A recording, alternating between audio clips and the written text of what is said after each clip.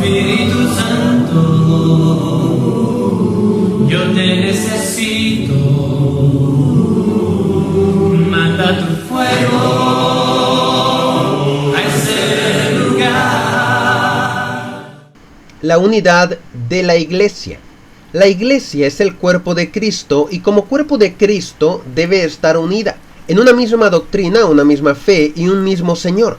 Esto significa que las iglesias serán muy similares.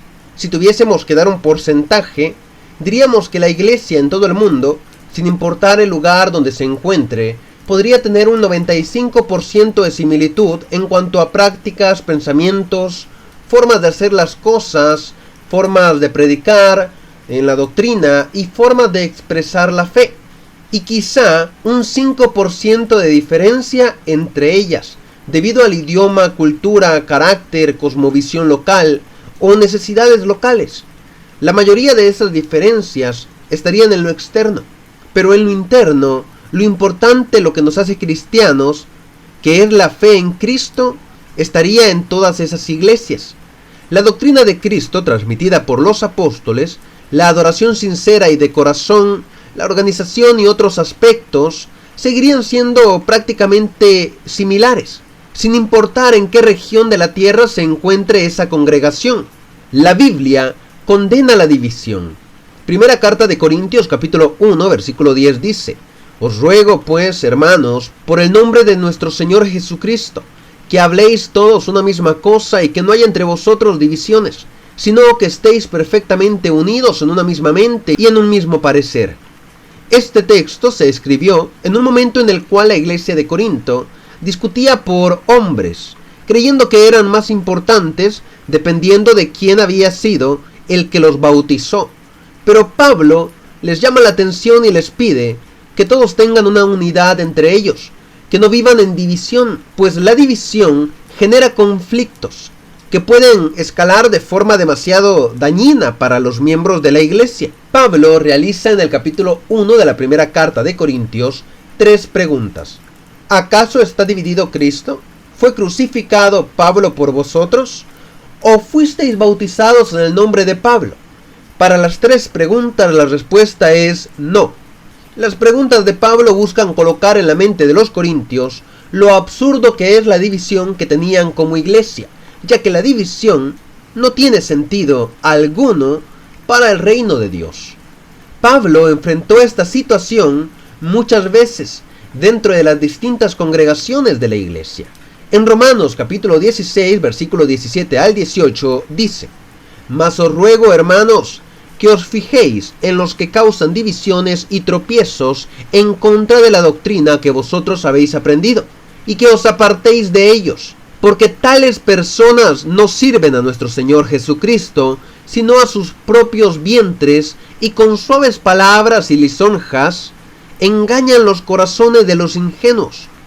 Colosenses capítulo 2, versículo 20 al 22 añade: Ustedes están unidos a Cristo por medio de su muerte en la cruz, y ya no están sometidos a los espíritus que gobiernan este mundo. Entonces, ¿por qué se comportan como si todavía estuvieran bajo su dominio? ¿Por qué obedecen a quienes les dicen no toquen esto, no coman eso, no prueben aquello? Esas reglas no son más que enseñanzas humanas, que con el tiempo van perdiendo su valor. Pablo señala a aquellos que generan división al discutir cosas absurdas o imponer normas completamente humanas por delante de las espirituales que provienen de Dios. La iglesia no debe buscar seguir las enseñanzas, doctrinas y los mandamientos de hombres que exaltan a hombres, porque esto puede llevar a conflictos y divisiones. La iglesia debe en todo momento buscar la unidad en Cristo. Jesús oró diciendo: Mas no ruego solamente por estos, sino también por los que han de creer en mí por la palabra de ellos, para que todos sean uno, como tú, oh Padre, en mí y yo en ti, que también ellos sean uno en nosotros, para que el mundo crea que tú me enviaste.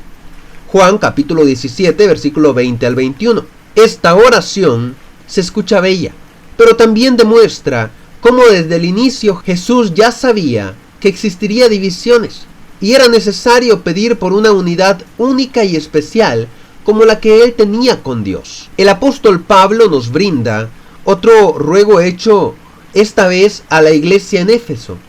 Yo pues, preso en el Señor, os ruego que andéis como es digno de la vocación con que fuisteis llamados, con toda humildad y mansedumbre, soportándoos con paciencia los unos a los otros en amor, solícitos en guardar la unidad del Espíritu en el vínculo de la paz, un cuerpo y un espíritu, como fuisteis también llamados en una misma esperanza de vuestra vocación, un Señor, una fe, un bautismo, un Dios y Padre de todos, el cual es sobre todos y por todos y en todos. Efesios capítulo 4, versículo 1 al 6. Este ruego es una petición para una unidad tanto doctrinal como armoniosa en amor, humildad y mansedumbre.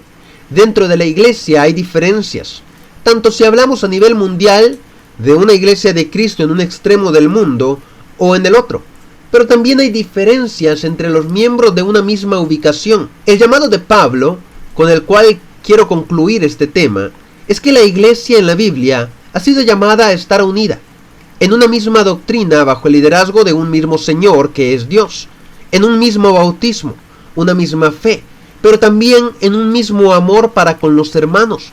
No podemos ser la iglesia edificada por Cristo, la iglesia de la Biblia, solo por la doctrina y vivir peleados los unos con los otros.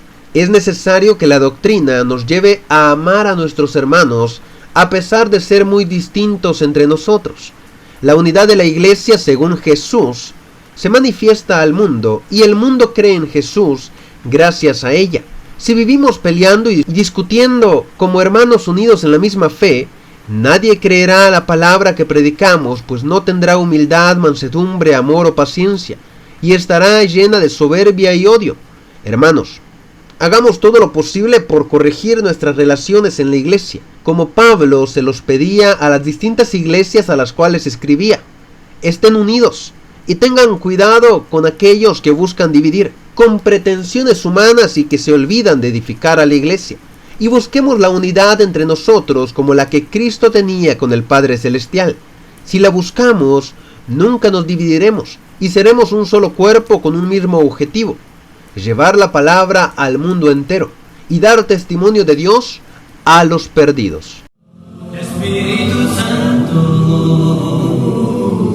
yo te necesito.